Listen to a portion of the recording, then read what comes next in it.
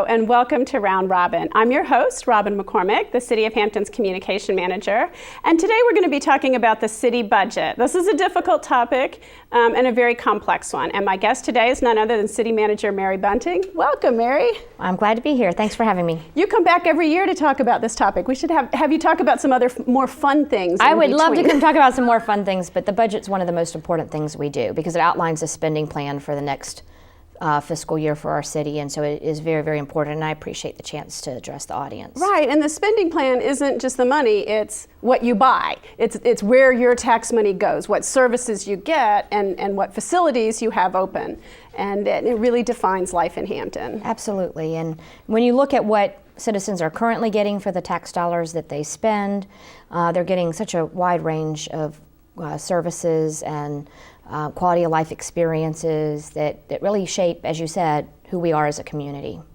And I will note right off the bat here that Hampton is getting the best bang for their buck and that our property tax rate is lower than those in all of the surrounding cities pretty much. Well, all the urban jurisdictions. Right. Right. And also our city workers per person. You're very efficient the way you run the organization. Right. One of the things that you can look at to compare cities and how well they're spending their money and how efficient they are is the manning per capita, which you referenced. That's because we're a service-oriented business. We're very people-intensive. And so if you look at the number of people per thousand that are served and that number is low, then that's a good sign that you're running an efficient organization. And Hampton does have one of the lowest in the region, again, out of urban core jurisdictions. We're at about 12.88 people per thousand.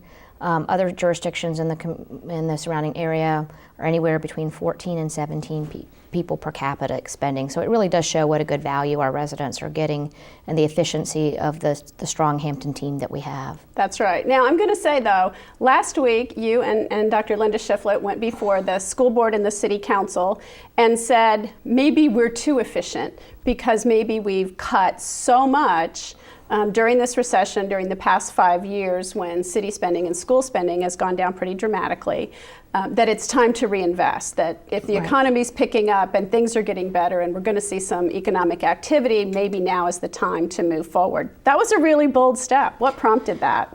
Well, you know, when I look at the things that do make our community great and the services that residents are getting for their tax dollars, and I look at our efficiency, I don't see much left to cut without significantly changing the character of who we are as a community.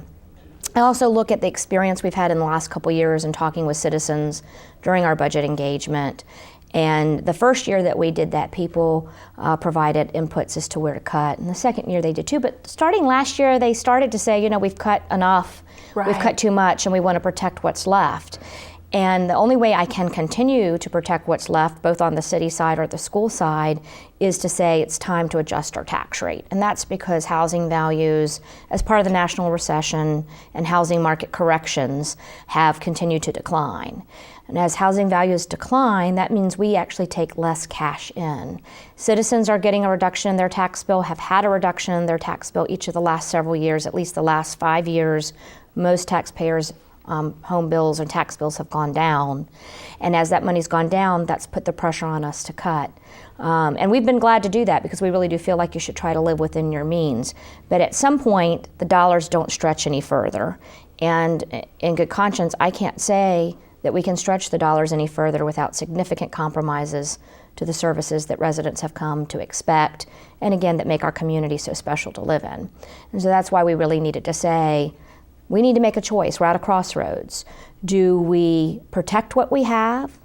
Or do we protect means keep everything, keep the services we have. Okay. Or do we want to reinvest, perhaps, as you said, because we are hearing from the capital improvement forums that we've had that people want to see enhanced maintenance, enhanced flooding measures, some new facilities in the community. Or if we want to choose to cut, that's fine. We can certainly cut more, but we need to understand that we can't protect the services that we have, that we're actually going to be disinvesting in services. And I felt like it was important for the public to know before I recommended a budget what the choices were before the community, and to have a chance to comment on those very broadly and let us know, do they want to invest, protect, or disinvest in the services that the city government and the school system provide. Now, that is really different from the way other jurisdictions do budgets. I mean, usually that dollar figure or penny figure on the tax rate increase that you mentioned last week, which we'll be honest and say could be up to 24 cents on the tax rate. City managers don't do that early in the process the way you did. What prompted that? Well, I want people to have a chance to have meaningful dialogue, as I mentioned, and you really can't have meaningful dialogue if you spring something on people at the end of a process. As you know, the manager's budget by city charter comes out on April 15th, but must be adopted by May 15th. And so that's a very compressed period of time for people to react to a series of recommendations that could be very multifaceted and complex, both in terms of whether your rates are raised and or services are cut or some combination thereof. And so my philosophy has been to try to get information out to the public as soon as possible, understanding that it could change. I mean, quite frankly, I've presented worst case scenarios. I'm hopeful that as the General Assembly wraps up their work this week, things improve a little bit on our revenue side. We don't have all of our final revenue estimates and won't until mid to late March. I'm hoping that some of our revenue estimates will be able to come in better and that we won't need to be as dramatic as the worst case scenario I provided. But if I don't get out early and don't provide that worst case scenario, then people are sort of in the dark about what might happen. And I'd much prefer to be up front and give people the chance to comment whatever their view is, whether Right. again it's to invest, protect, or to disinvest, so that I can take that public comment into account before I make my recommendation and try to make a recommendation that's reflective of community input and community need.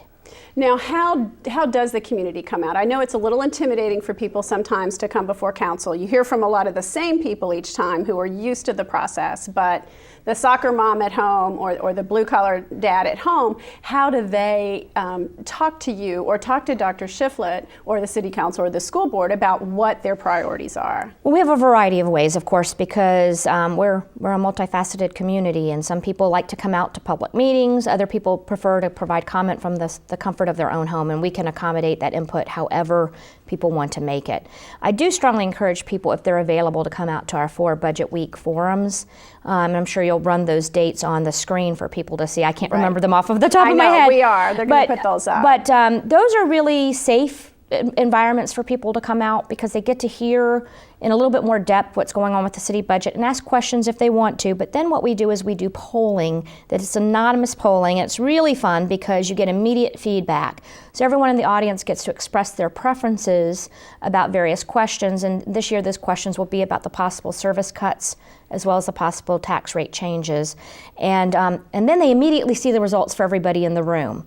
And that's really always very interesting for folks who come out because they can see not only what their thoughts are, but how they relate to the rest of the folks in the group, and it's completely anonymous. And people don't always expect that. In this day and age, many of us hang out with people who think the way we think, and when you get in a room and you realize, oh, well, maybe I'm the only one who doesn't value this service, or I'm the only one who feels this way about the tax rate, it is interesting. It's very refreshing. Now, we will provide the summary of those meetings online and to the council, of course, so that if people can't come out and they want to see what their fellow residents thought, they'll be able to provide that feedback.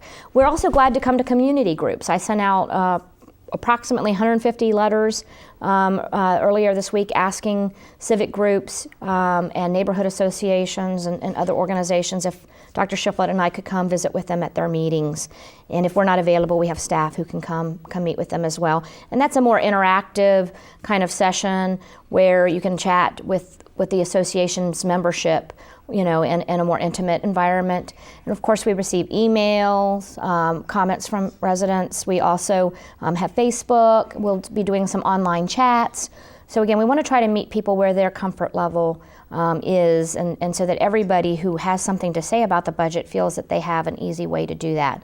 And by the way, if anyone out there would like to schedule a meeting, they can call our 311 number to request that Dr. Shiflett or I or one of our staff members visit with them. That's we'll be glad to do great. that. Why is it you feel so strongly about people coming in person to the meeting? I know this year we're not going to put the online polling up until after those meetings happen. What is it that people get from being in the room? I think they get a couple things from being in the room, and I've already referenced some of that. The knowledge of what their fellow community members are thinking, and the dialogue that a person can have with other community members is always very helpful and instructive and educational, quite frankly. There have been several aha moments that people who have come out to those meetings in the past have had, and they've said it's been very enriching for them.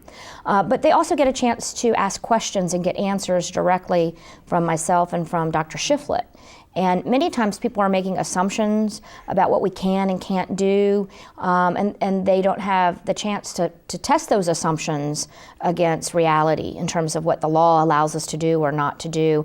I know as one example, I had some folks come out last year who said, well, why can't we just cut social services? That was very popular on the poll. Right, and in the interactive session, in a group setting, we can answer that question, whereas on an online poll, you can't have the give and take. And the answer to that is that the state and the federal government mandate the level of service. They're entitlement programs, and the city is only providing our local required match for those programs. So I really, quite frankly, can't change those, even if the community says we want to change them, because they're driven by law. Not community choice. And so that's the kind of thing that if you have a question about, or you're like, well, I wonder why the city hasn't thought about this or that, there's a lot more opportunity in the group settings to provide suggestions and feedback than there is strictly on an online poll. Although we'll certainly make those available for folks, I strongly encourage people to try to come out to the community meetings that we're having during the budget weeks, because they are, as I said, very helpful, not only to me, but I think to those who take the time to come. Okay.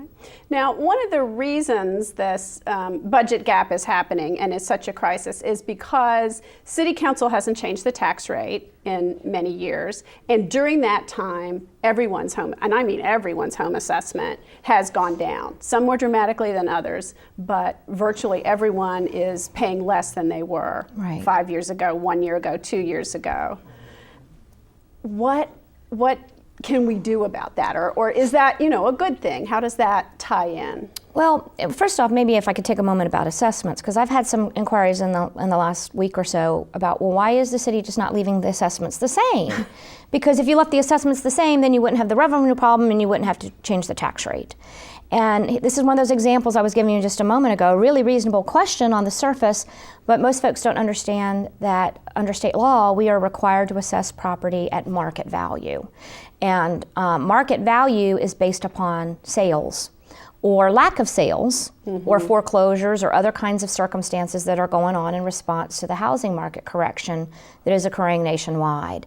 And so as homes are selling for less, or sitting on the market longer, or just not retaining their value in the marketplace, we must make the corrections and adjustments to assessments. We can't just say, oh, it'd be easier not to change the rate.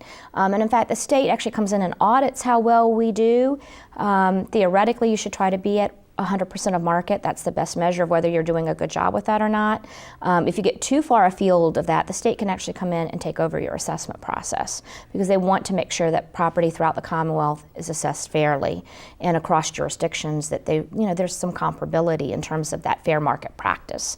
And Hampton is right just about at that 100% mark when the state audits our properties. And so that means we're doing a good job of hitting the market value. So as much as we'd rather not have assessments going down, I know I don't personally like, the fact that my property may not retain value. It's our biggest investment. It's what we legally must do. And candidly, some of that is, as I said earlier, a correction. When the housing market was growing very rapidly and it was a buyer's market, seller's market rather, housing values were going up very rapidly. And they probably got too high for what was realistic values, and so what we have is a correction. Now, all that said, when the values were going up very rapidly, the council was very sensitive to how much the homeowner was paying in a tax bill. And they didn't want to take in more money than they needed to run city government just because the values were going up, and so they adjusted the tax rate downward.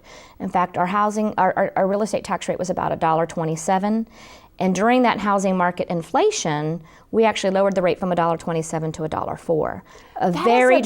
That's a big drop. Right, a very dramatic decrease. And I think reflective of the value that the council at the time and the managers at the time did not want to take more from the Hampton taxpayers than they absolutely needed to run the set of services that the community had become accustomed to. Now we're sort of in the reverse, and you touched on that. We've actually had housing values going down, but the tax rate staying the same, which has meant that we have taken in less revenue, which is why we've cut our expenditures. In fact, on the city side, when you look at our general fund workforce, we've cut almost 10% of our workforce in that period of time. I know the schools have cut almost 12% of their workforce. And on both the city and school side, that's been largely in the administrative and managerial support types of personnel and not the frontline personnel.